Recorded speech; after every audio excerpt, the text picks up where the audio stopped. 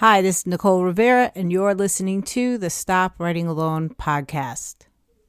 Hey, everybody, it's finally happening. I've stopped podcasting alone. Yay! This week I'm interviewing a great friend of mine, Heather Huffman. You may know her from the Instagram author Heather L. Huffman, or she is the great mind behind Sprinkled Inspiration. We're going to talk about what that is in the podcast, but also Heather's going to share with us how she's gotten her poetry out into the published world in a nice, unique twist of a way, as well as how writing prompts have helped her be inspired, share inspiration, but also get some of her stories published after writing from a story prompt. It's fantastic.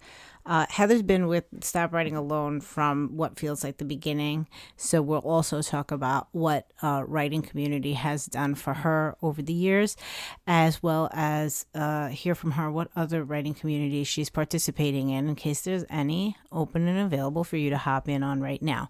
But I don't want to waste any more time listening to just me yammer on. So here is Heather Huffman.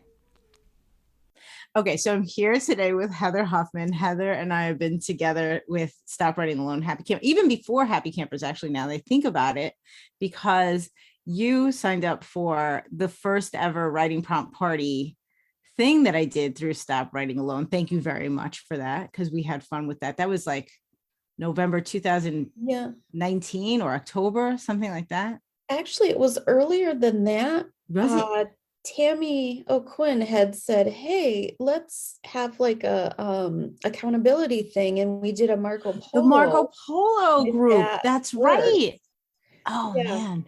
and that was I joined that on a whim, and I mean, I'm so happy because it's just changed everything. Yeah, she dropped it in the Stop Running Alone Facebook group. And I was like, cool. Yeah, share it with everybody. I'll join too. And what was it? Five of us? Maybe Yeah. six of us? Mhm. I mean, my goodness. And the way we use Marco Polo now, to think that it just started with that little, like, I'll try this thing. I don't know what it is. Oh, that's so right, Heather. Yeah. So that might be 2018, like when the Facebook group Yeah. first got started, or early 2019. Oh yeah. All right. We've been in this together, Heather, for a bit. And so you have been right. Well, when I first met you, I remember thinking Heather is one of my poets. But what tell everybody first, let me just start with you introduce yourself to the peeps. What are you writing? And then we'll get into what you have for the writing community in general. What is your passion, or where does your passion find you when it comes to sitting down to write? Okay. There was a bunch of questions in there, so let me I'm so sorry. figure out which one. As she said, I'm Heather Huffman. I live in West Michigan, very close to the beach, which is lovely. I'm married with three kids, and I wrote a ton of poetry in high school. It was just, you know, ate, slept, breathed poetry. Everything was poetry. And then out of high school, I had a baby and got married, and then had a couple more babies, and didn't touch any writing things for about 20 years. Yeah. I just put that part of myself away and focused on the kids and stuff, which is something I wish that I would have continued to do. And I could have Yeah. just thrown that stuff in the drawer and had it for later. Right. But and then one day I was reading an article about, it was from the band Flyleaf when they were still a band. And their song lyrics, a lot of them are very poetic.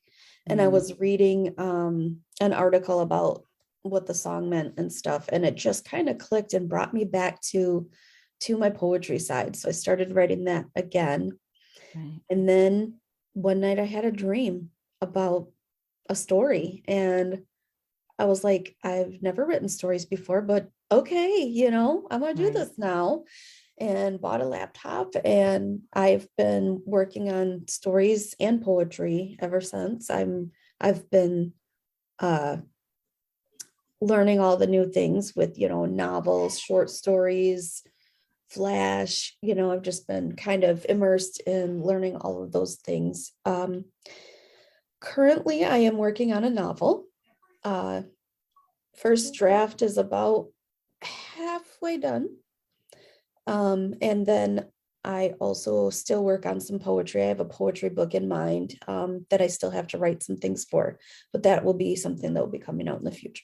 Right. And you've had opportunities where you've had stories out, published out in magazines, and you've also had your poetry. I love the way your poetry got out into the world. Can you just share with the listeners? Because I think there's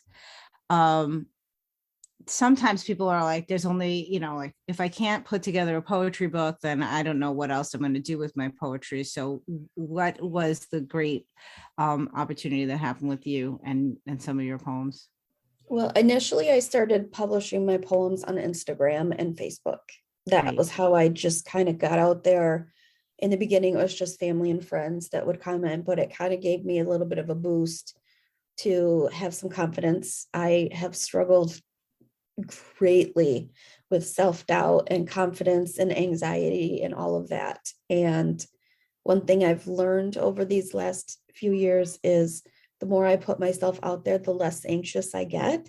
Oh yeah. Who would have Yes. known? Right. No, that seems very counterintuitive. It really does. It Because does. when you're in that anxious space, going out there seems like the greatest nightmare.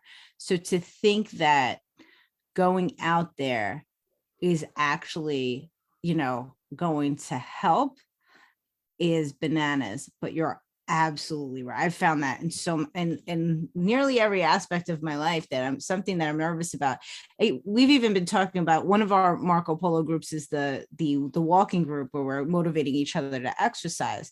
And that I just shared that Jay Shetty Instagram, where he said, I don't feel good before I meditate or exercise or eat right.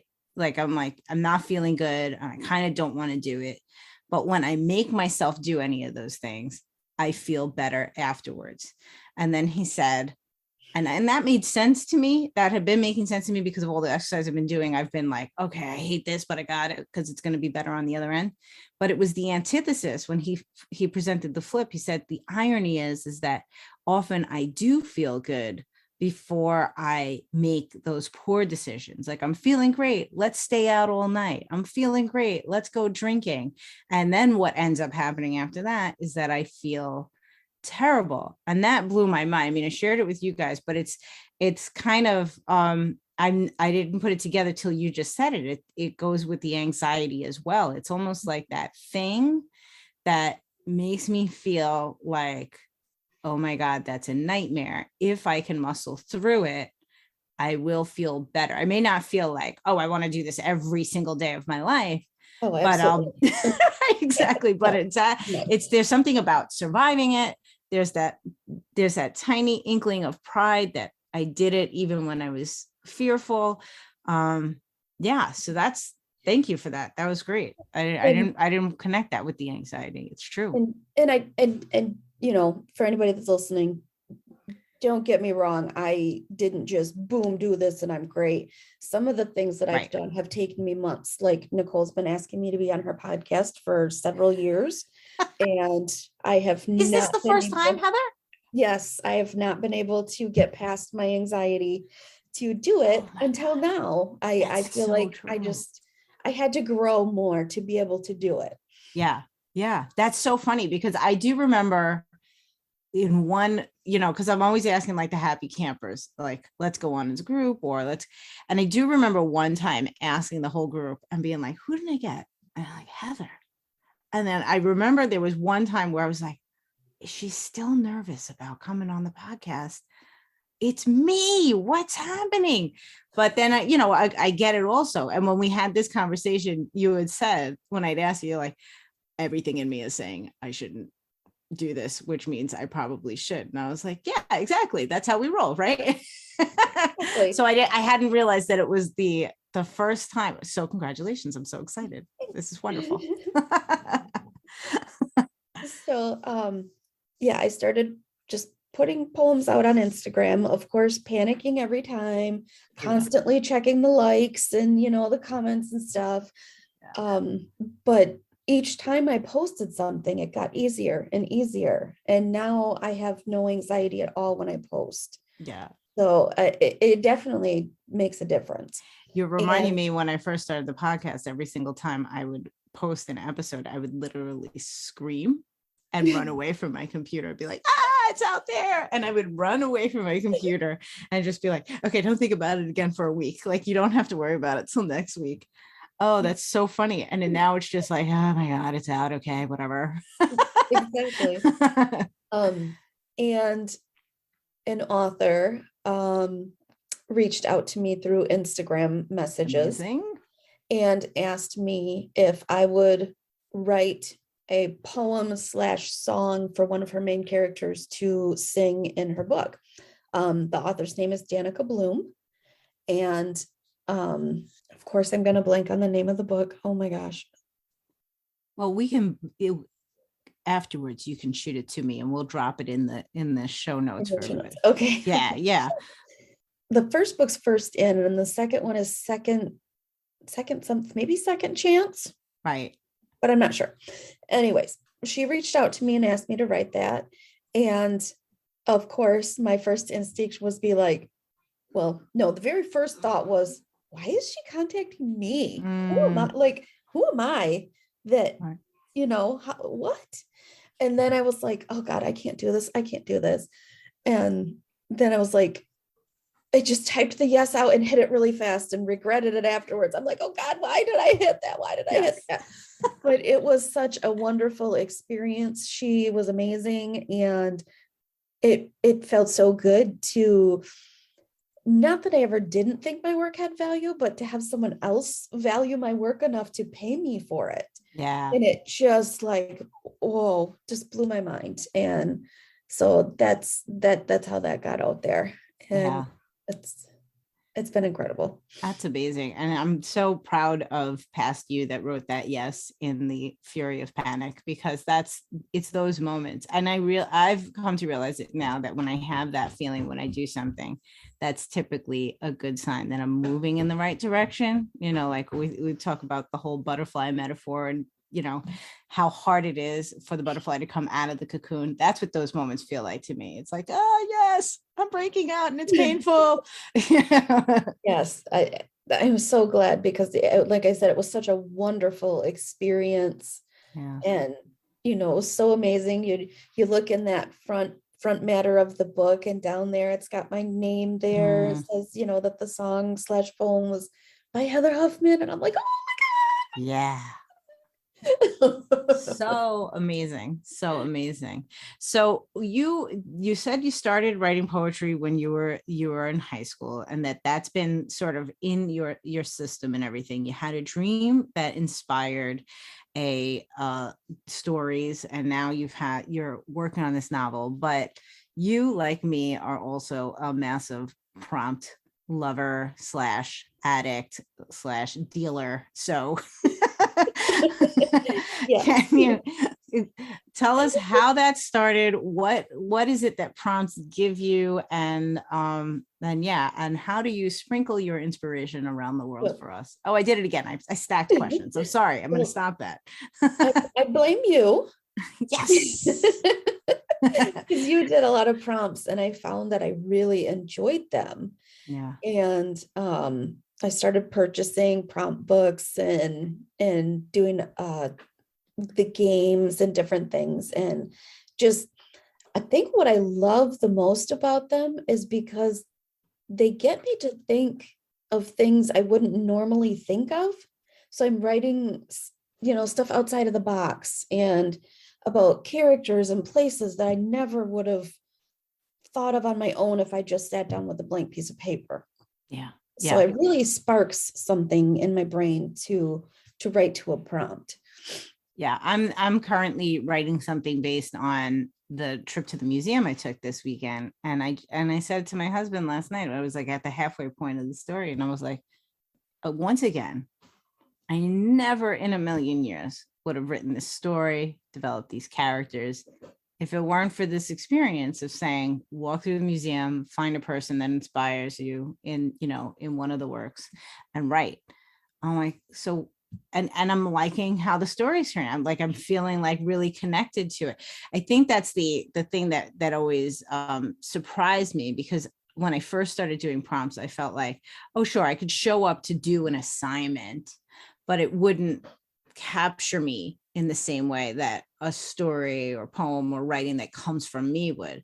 And I'm finding the opposite is true, is that I slowly fall in love with the characters, the stories, the ideas that are so foreign from something that I would have sort of created on my own. Do you have that? Are you finding yourself like attached to some of those stories that come out of prompts? Or, I mean, because there's definitely some that are just like, I did it, I showed up, great opportunity, Absolutely. thanks. But I'm surprised by how many I get really attached to. Well, one of the prompts that we did at one of your writing prompt parties, I actually submitted and got published into a magazine. That's right. That was a prompt party story. Yes. That was. Yes. And I do also find that prompts pull me into different genres, which is a great experience because I'm not always laser focused on what I normally write. Yeah. And, so that I'm pulling out horror and romance and, sci-fi and stuff. And I really like that variety. And it helps me realize that I can do anything. Yeah. Oh, wait, let me just ask you something. So is horror not a natural place for you to go before prompts? Not always. I mean, in my TV watching, well, I wouldn't say horror per se, because I don't like the. Yeah, no, you and I are very similar with this. I don't go full horror, but right. But like I obsessively watch Criminal Minds and Yes. CSI and Yes. All of those types of shows which have a lot of disturbing Murder things in it. But I don't typically go there when I write. But that prompt, it was, what was it? It was a mortician, a hitchhiker, and you had to include something with the word cliche. And it was like, how can you have a mortician and a hitchhiker and not go there? And I'm pretty sure that every person that was in that writing prompt party wrote something dark along those lines. Yeah, but yours was really like, we were shook. We were like, damn. Yeah, my critique partner said he went pale a couple times and thought he was going to pass out. So I love that. I love that.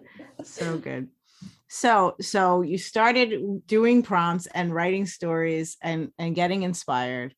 But when did that transition to you actually being a prompt creator and dispenser? Well, it started with, I started making monthly prompt calendars to throw on my Instagram, where I would just, put the month and then the days of the month in one word for each thing.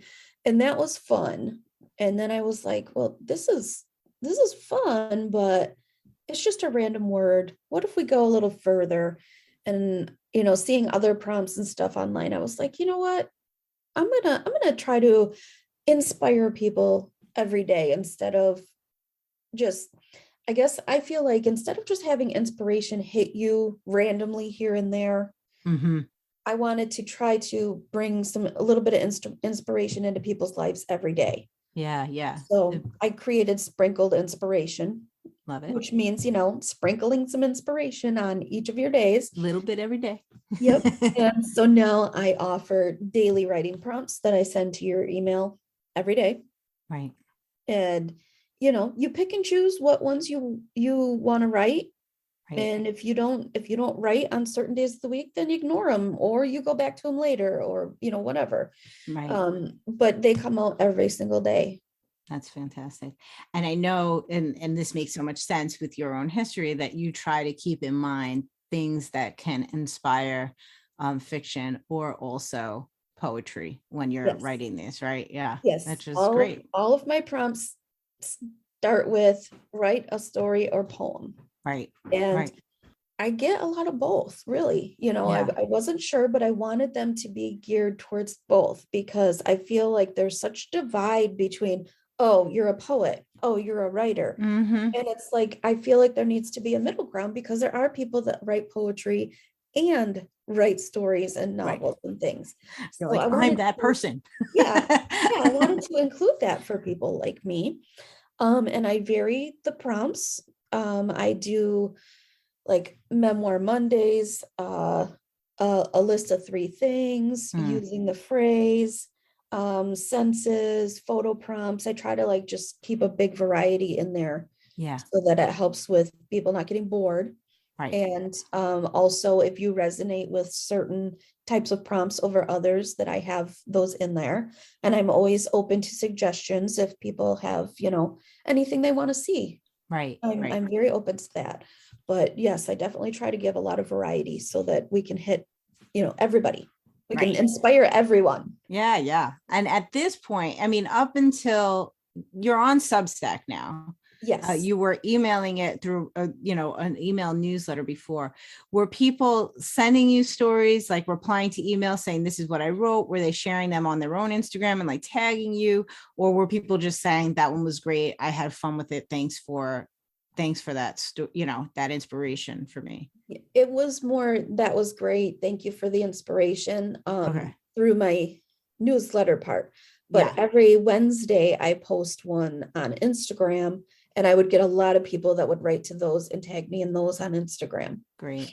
Great. That's awesome. So what I love is this next sort of phase to sort of really call out the writers and say, we're doing this. We've got the inspiration coming out. Why not share it with the world? Use this platform to sort of share your writing. So what is it? It's starting this month. What is the audio newsletter from Sprinkled Inspiration, which I'm very excited. As soon as I finish my museum story, which is due tonight, I'm going in and doing my audio newsletter story. That's my next agenda. Well, first I got to give credit to Jackie Dana because this was her idea. This When is we right. In were, another Marco Polo conversation. yes, we The were power of Marco brainstorming Polo. and she suggested this, and I fell in love immediately. Of course, this was a while ago and it took me months to get up the courage to do it. Right. I'm, but I'm going to do Slow it. and steady, Heather. Slow and steady. Yep, I'm all for it. exactly. But what it is every month I will send out the newsletter with a prompt, and people will call in to the Google phone number and leave a voicemail reading their piece. And they Right. can leave up to a 3-minute voicemail. And it can be a poem, a flash piece, or a short story, whatever you can fit in those 3 minutes. And when the next newsletter comes out with the next prompt, those audio clips are going to be in there so that people can listen to you reading your work in your own voice. Yeah. And with this day and age, with all of this technology and everything being online and it's all written in that, it's really nice to hear someone read stuff in their own voice. Oh yeah. Yeah. So that is just kind of what was pushing that, is I really love to hear things from people themselves. Yeah. Yeah. Because hearing it read aloud, they can put the inflections in their voice and the pauses and the starts where they intended it to be. Where if you're reading it in print, you put them where you think they should be, doesn't necessarily mean that. Yes. Yeah. So yeah, I think this is just going to be so much fun. There's a number of things that I love about this. I mean, I've done this a couple of times in like the first year of Stop Writing Alone, where I shared a prompt and asked people to call in. And I had that experience exactly like you're saying, to hear somebody read their own story and really give the emotion in the spaces where, I remember listening and saying, oh, I don't know if I would have read those words that way, and the stories are beautiful. But also when we do our writing prompt parties, we experience this all the time where people are writing first draft fiction. We do our 15 minutes of writing, and then we each read aloud our own story that we just wrote then. One of the things that I love about it is when you give the author the opportunity to read aloud their own work, even if it's not done, polished 1,000 times over, ready for publication. I think the power of the storytelling really gets a chance to come center stage. And so I just want to mention this because if anyone is feeling like that sounds like a great opportunity, and I definitely want to participate in it, but I'm going to do a couple of months on my own and not call in until I'm really ready, I would offer that the absolute opposite is true, that you dive in and take the opportunity to read your fiction aloud, hear it played back in this way, and start to understand the strengths in your own writing. Because we've had this experience a couple of times where we've been in a writing prompt party, fallen in love with somebody's story out loud, as they read it, and then gone into critique and looked at it and said, okay, I remember when you read this bit, what I'm seeing on this page doesn't reflect that. And sometimes it's just a punctuation thing or some, so it's really a great opportunity, especially I think for beginning writers, to read aloud their work, have people sort of give feedback on that, that stage of it while you're learning how to polish and clean and get it to that the page reads exactly what you are trying to present. Yes. So, and yeah. I'm a very emotional, intuitive type writer. I just go with whatever my heart tells me to. Yeah. And so to hear people read it, to hear that in their voice, the feelings that they're getting from reading their piece is just, oh, I don't even know how to describe it in words. It's heavenly. Like just hear what you're feeling, and you can hear it in your voice, even if your words are different, you can just feel that. Yeah.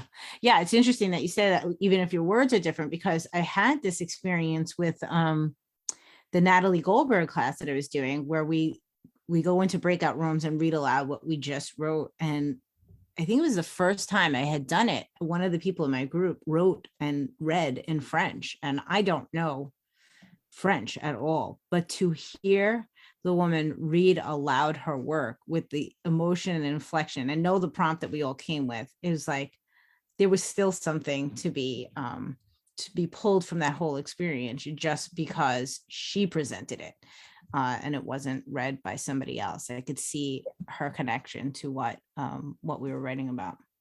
I'm really, really excited about this. What is the first prompt that you have for everybody for May? What is the deadline? And do you know your Google Voice number by heart yet? Because that took me forever to remember my Google Voice number. No, I do not know the number by heart. Because I'll definitely put it. Okay, you look it up and we'll definitely put it into the show notes. Every single time I did an episode where I needed the Google Voice number, I was digging it out. There were a couple of times where I recorded it backwards. I was like, damn it, I gave them the wrong number. The prompt for May is birds. Okay.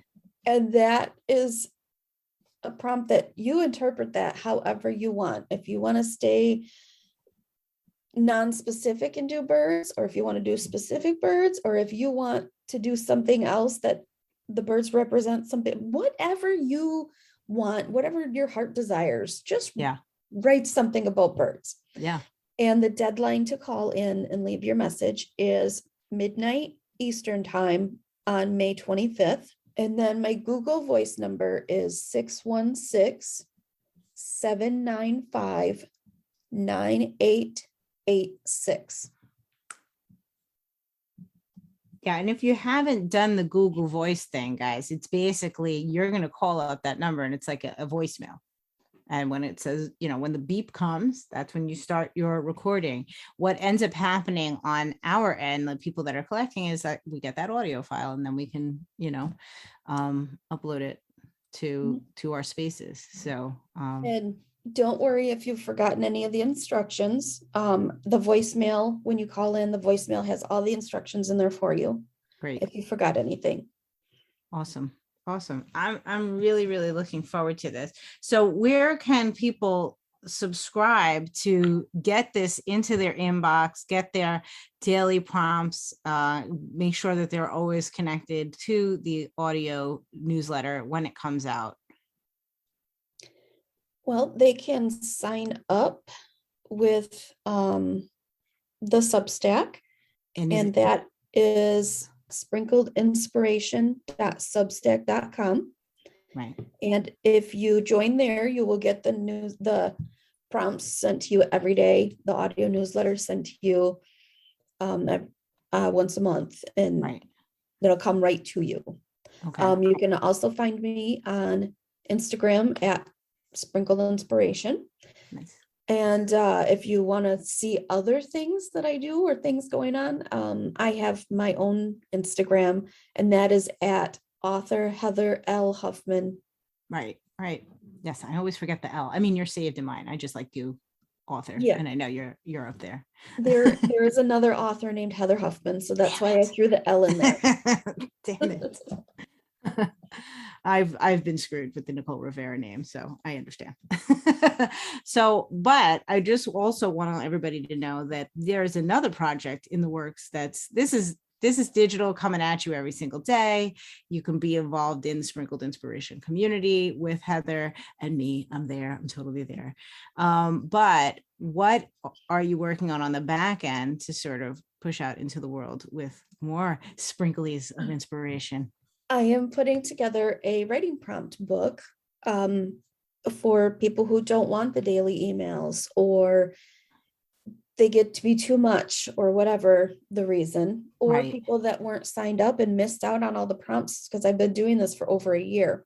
Okay. So I am turning those prompts into a book. So, And okay, that was going to be my question. If it was the prompts from before, sort of a collection of them, that's okay. Awesome. yes, I may at some point make a book with brand new ones, but for right now it is His the first past volume ones. is right. Yeah. And you are, I mean, we've been on the back end seeing your design and stuff. This isn't just a book of prompts gathered, but you also have space for people to do their writing within the book as well. Yes, there it's kind of like a journal. Yeah, I love it. You get the prompt, and then you get the rest of that page and the page next to it to write on. Yeah. And I guess the best way to sort of stay up to date on the, like when that's going to be available would be to be a part of the Substack. That's going to be the first group of humans that will hear about it. And I figure, even if you've been a member since the beginning, you haven't looked at those prompts in probably a year since they came out. You may write something to that prompt that's completely different than what you wrote before. I love reusing prompts. I mean, we've done it a couple of times in the writing prompt parties where the same thing has come up, and sometimes we veto it because we still remember what we wrote last time, but oftentimes I don't. And there are a couple of sticks that come out from the what is it, the writer's toolbox from Jamie Cat Cowan that I have been getting for decades now. And I've been writing this character name and description.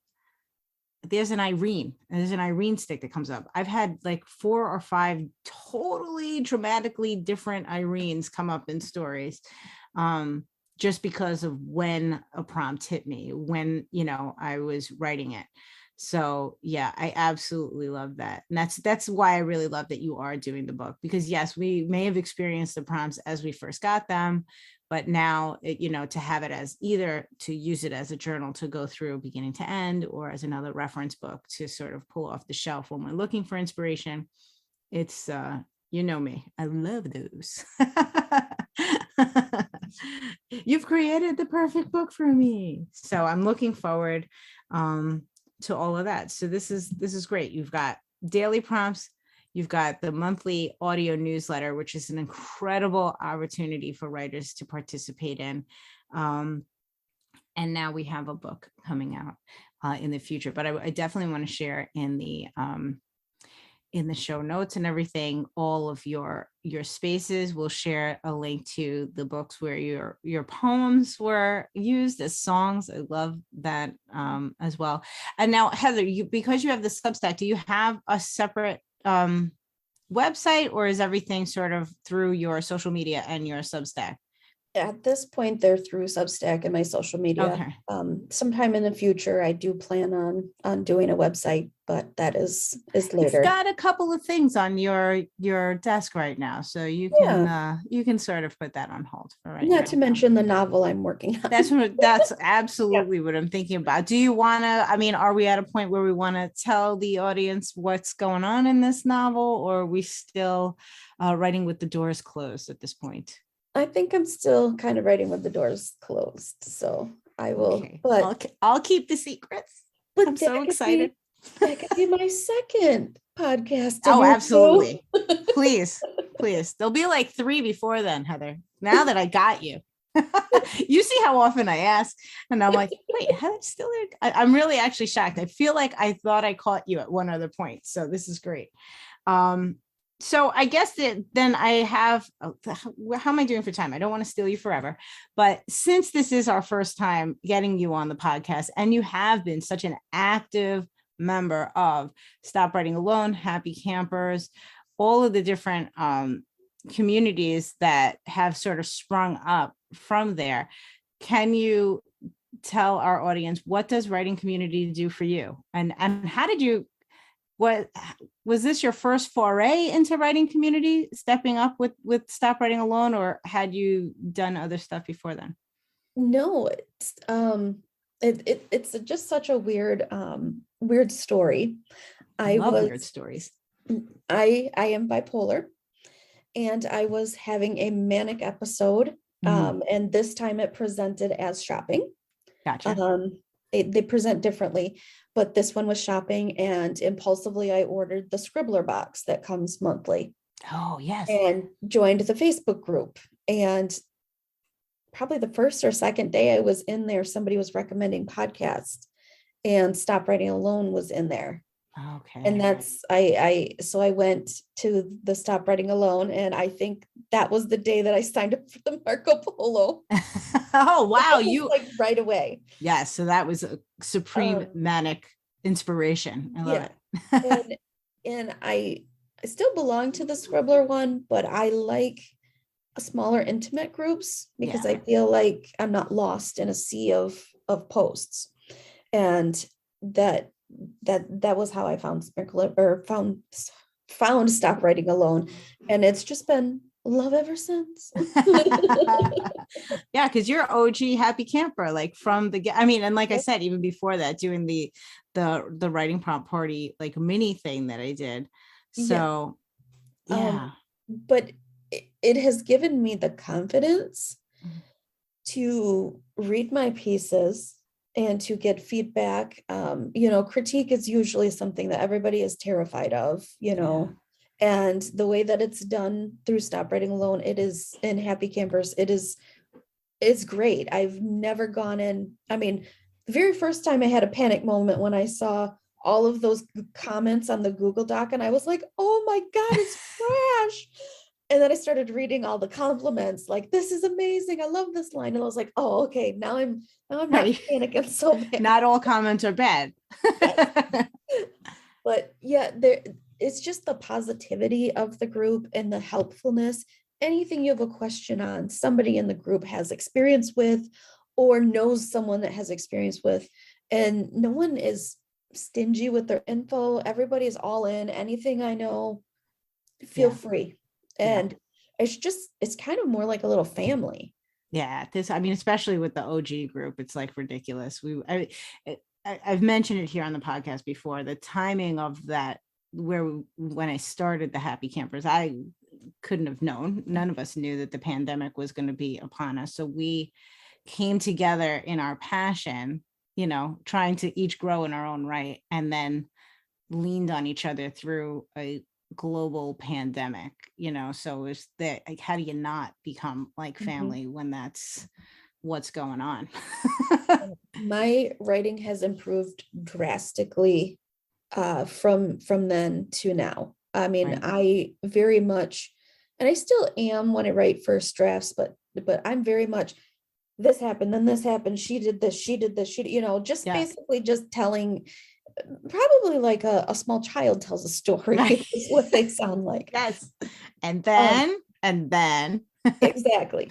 But I've noticed that as I learn and grow and get critiqued, that there's still that in there, but there's a lot more of the other stuff mixed in that I don't have to go back and rewrite Leaving a because little less for revision. Yeah. yes, because I've grown, and that's in large part to this group Yeah. doing the critiques and the writing prompt parties and just hearing what other people have written, and you're like, oh yeah, I should put those things in mine. Oh yeah, I should add that, instead of adding everything as an afterthought later. Yeah. And that circles back to your audio newsletter. I think that's going to be such a service to so many writers. I mean, it'll be great for people who just are passionate about hearing story. They'll have a new place to go and listen and discover new writers. But for the writing community, if you aren't already in a small group where you're reading aloud to each other, this audio newsletter is a great place to get that experience, to listen to other people writing, see what did they get when they heard birds, and what did they write about, and what details did they include, and what did you like about it? So that's great. Another part that I love about our writing prompt parties where we read after the 15 minutes of writing is everyone thinks their writing is trash. That first draft I'll is say like, that. oh Yeah. my God. And then you compare yourself, your first draft to other people's completed work. And you're like, oh my gosh, I write so terrible compared to this. And then when you hear other people's first drafts, you're like, oh, we all write similar. It's the revisions that make, Yes. I mean, and we have had a handful of them that have been probably publishable Oh my immediately. God. It is astounding sometimes. And I will say, like, almost everybody has had that happen at least once, that a Mhm. certain prompt hit them in a way where the story just like came together, and the 15 minutes was enough to give us like this fully fleshed out idea that we're like, what the actual hell? Where did that come? And I feel like with your story, the one that you got published, that was one of those experiences for us that, like, when you read that, we were like, hot damn, Heather, that story. And is that the one with the glove also?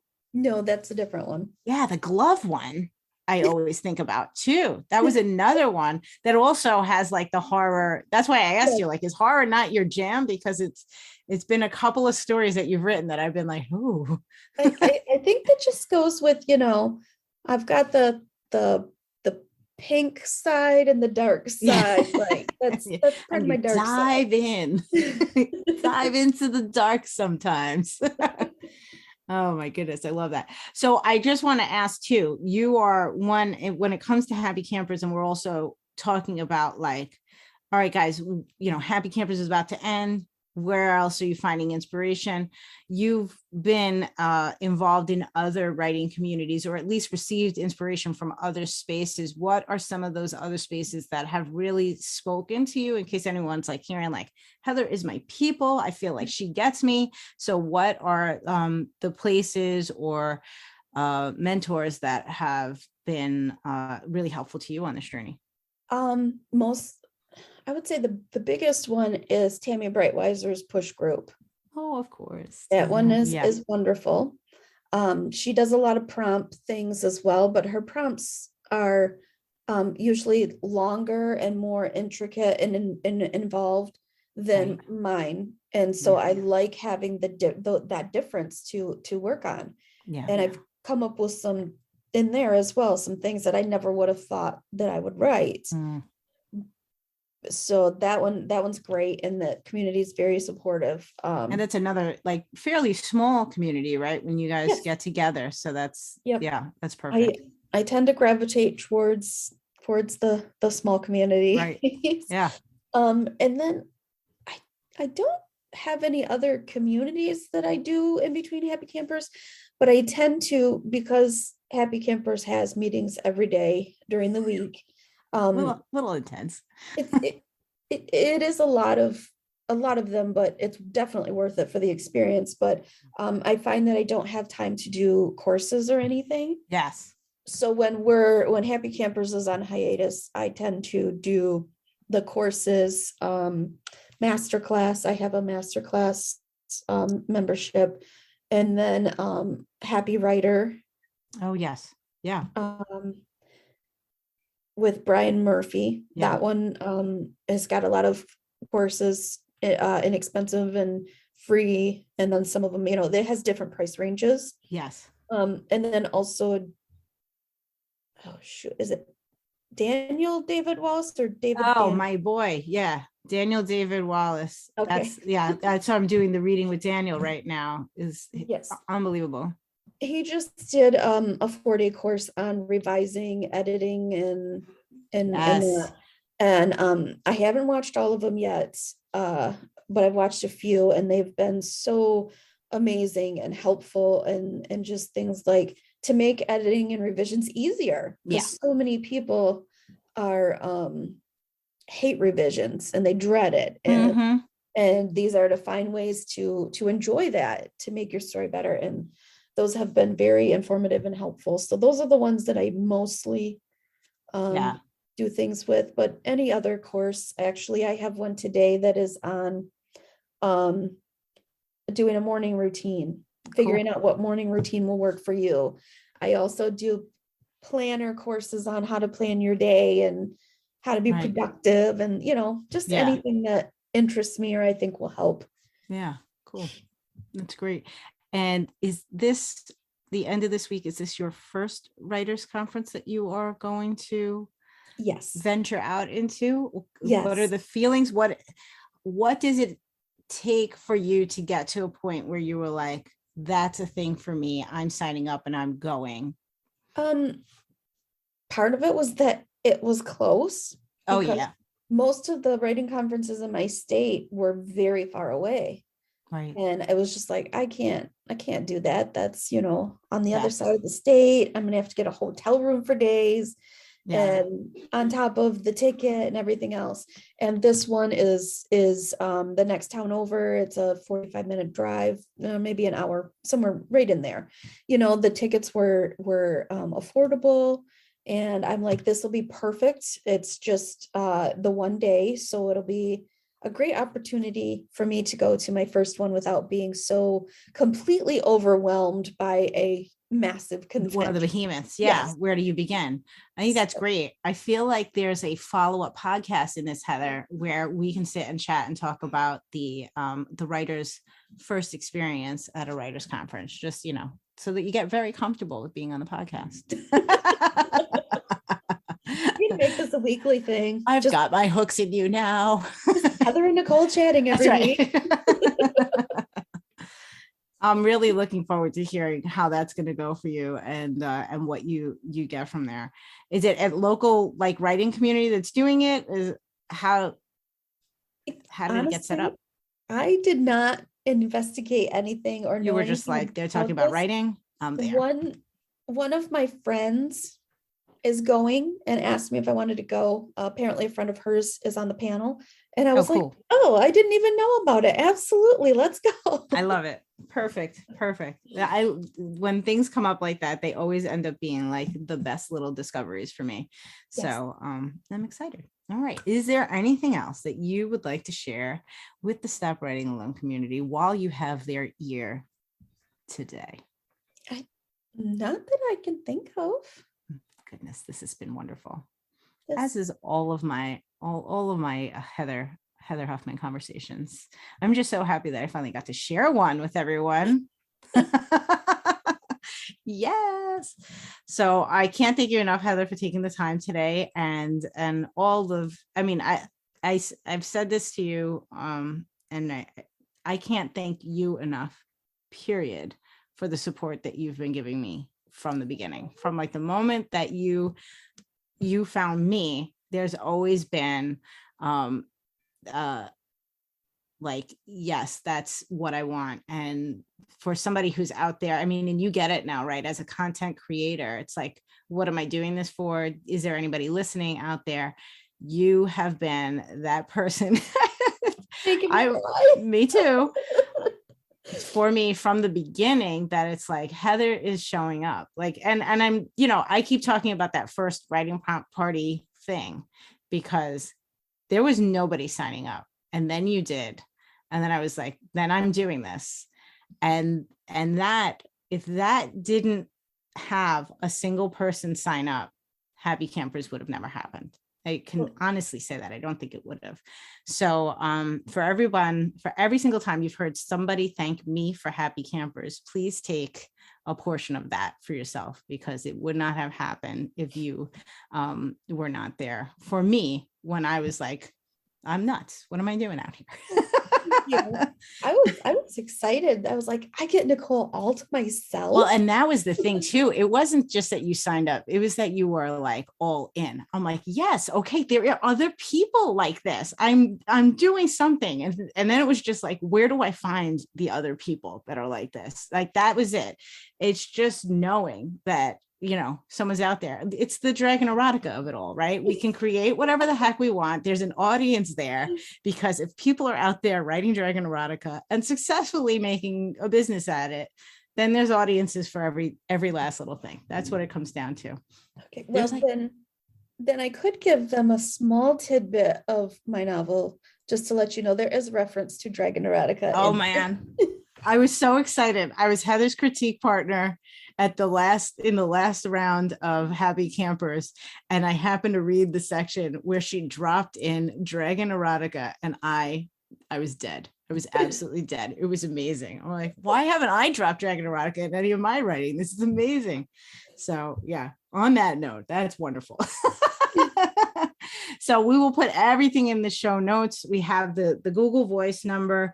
You're going to write a story about, inspired by birds. It doesn't have to be about birds. You hear birds, you're inspired to write either a story or a poem, and your word limit is more of like a time limit. You've got 3 minutes to get this writing spoken on Heather's Google Voice number, which is 616-795-9886, and you have till May 25th. So you got a week now. But if this is too short of a time limit, Heather's going to come to us in June with a brand new prompt for the end of June. Same process, but it'll be a new prompt. And you can get all of that stuff at sprinkledinspiration.substack.com. Yes. And the new one will come out June 1st. June 1st. Okay. I should have asked that. So it's the first of the month when you share the prompt. Okay, great. Yeah. Thank you so much, Heather, for everything. Thank you for finally coming on the podcast. Damn it. Okay, I'm going to say thank you one more time, even though Heather's not here to hear it. But I wanted to just end off by letting you know about a little bit of research that I've done in terms of how long it takes to read your words. Every single week when I do my story hoarder stories and I share them, I always look up how long of a read the story is, so that when I share a story, I can say, this will take you 12 minutes to read, or this will take you 2 minutes to read. So the basic rule of thumb is that it usually takes about a minute, or I should say a minute gives you about 130 words of speaking. So for Heather's prompt, when she's talking about a 3-minute message that she's giving you, that would be 390 words if you started immediately at the beep. But what I'm doing is I'm shooting for 300 to 350, just so I could say the title and I could say by Nicole Rivera and then read my story. So that is, if you needed a little bit more solid of like, what size story do I write for 3 minutes? You want to shoot for the 300 to 350 mark. So we're talking flash fiction here. It's a really incredible challenge to give yourself, especially if you haven't written anything this short. I say go for it. And of course, poets are welcome as well, right? So poetry is very different in terms of word counts and things like that. I think the time is something that probably works for you and you don't need more guidance than that. But if you are looking for a story, I would say don't go longer than 350, and that's probably tight. So lean on that 300 word count as you write your story for this month. And you have till May 25th at midnight. The phone number is in the show notes. And then make sure you subscribe to Heather's Substack. That's sprinkledinspiration.substack.com. And happy writing. I'll talk to you next week. Thank you as always for listening.